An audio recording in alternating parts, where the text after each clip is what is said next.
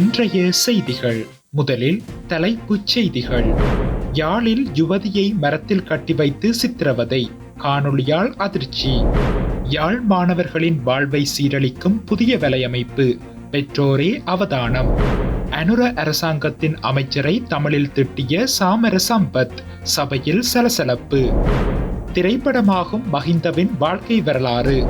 பாடசாலை மாணவர்களை ஏற்றிச் சென்ற வேன் கோர விபத்து, பலர் வைத்தியசாலையில்.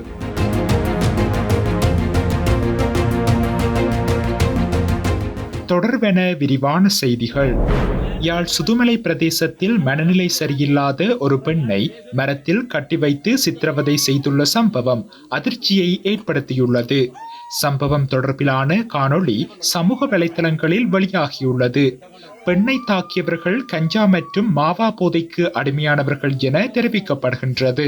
அத்துடன் பெண்ணை தாக்கியவர்கள் சட்டவிரோத செயல்களில் ஈடுபடுபவர்கள் எனவும் பொதுமக்களை அச்சுறுத்தி வாழ்வெட்டுக்களையும் மேற்கொண்டு வருபவர்கள் எனவும் கூறப்படுகின்றது.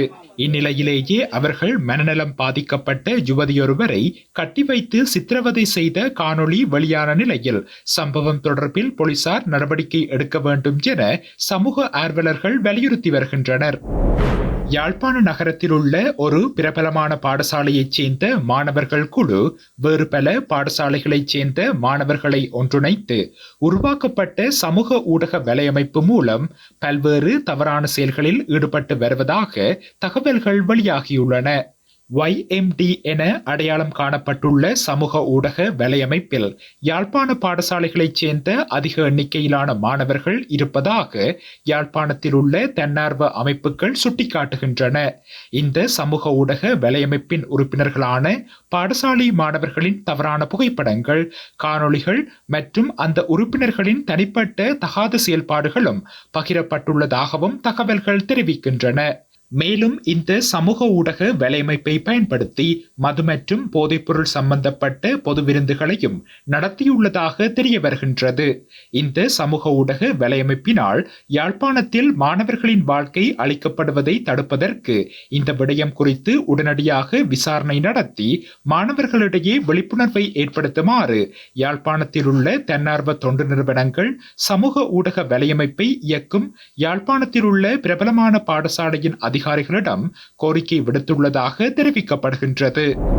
தொப்பி வியாபாரியின் கதையை போல குரங்குகளின் கதை இப்பொழுது உலகம் முழுவதும் சென்றிருக்கின்றது என நாடாளுமன்ற உறுப்பினர் சாமர சம்பத் கூறியதை அடுத்து வெளிச்சக்தி அமைச்சர் குமார ஜெயக்கொடி அதற்கு பதிலளிக்க முற்பட்ட போது சபையில் வாக்குவாதம் ஏற்பட்டுள்ளது.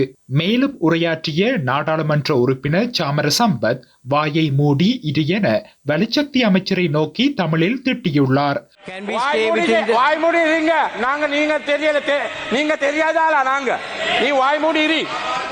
மின்வெட்டு சம்பவம் நடந்த போது நீங்கள் அங்குதான் இருந்தீர்கள். அங்கு குரங்கு வந்த பொழுது நீங்கள் என்ன செய்து கொண்டிருந்தீர்கள் என்பதனை நான் சொல்ல விரும்பவில்லை. நீங்கள் தேடி பார்க்காமல் தான் அந்த குரங்கினுடைய செய்தியை சொன்னீர்கள். ஒரு அமைச்சர் என்ற வகையில் நீங்கள் அவ்வாறு நடக்கக்கூடாது. கடந்த 18ஆம் திகதி மின்சார சபை இந்த விடயம் குரங்கினால் நடைபெற்றது அல்ல என்று ஒரு அறிவிப்பை விடுத்திருக்கின்றது. அதனை நான் சபைக்கு ஆற்றுப்படுத்துகின்றேன். ஞாயிற்றுக்கிழமை அதிகமான மின்னழுத்தம் இருந்தது. நீர்மின் நிலையங்களில் நீர் உற்பத்தி செய்யப்படுகின்றது. நுரைச்சோலையினுடைய மின்சாரம் வருகின்றது. இந்த சூரிய சக்தி மின் உற்பத்தியோடு செயற்படும் பொழுது அழுத்தம் அதிகமாகின்றது என்றும் குறிப்பிட்டுள்ளார்.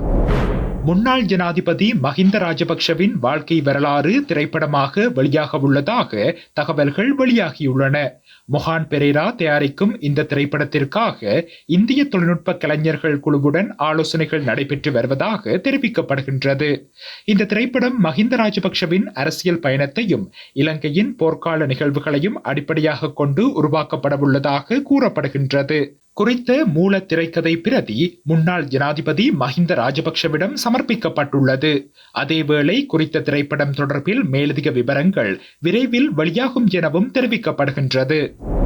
பாடசாலை மாணவர்களை ஏற்றிச் சென்ற வேன் ஒன்று விபத்துக்குள்ளானதில் சுமார் 12 பேர் காயமடைந்துள்ளதாக காவல்துறையினர் தெரிவித்துள்ளனர். இந்த விபத்து இன்று காலை 6 மணியளவில் குருவிட்ட எரத்ன லசகந்த வளைவு பகுதியில் இடம்பெற்றுள்ளது. விபத்தில் காயமடைந்தவர்கள் எரட்ன பிராந்திய வைத்தியசாலையில் அனுமதிக்கப்பட்டுள்ளதாக காவல்துறையினர் தெரிவித்துள்ளனர். இந்நிலையில் அவர்களில் இருவர் ரத்தினபுரி பொது வைத்தியசாலைக்கு மாற்றப்பட்டுள்ளனர். விபத்து தொடர்பிலான மேலதிக விசாரணைகளை காவல்துறையினர் மேற்கொண்டு வருகின்றனர்.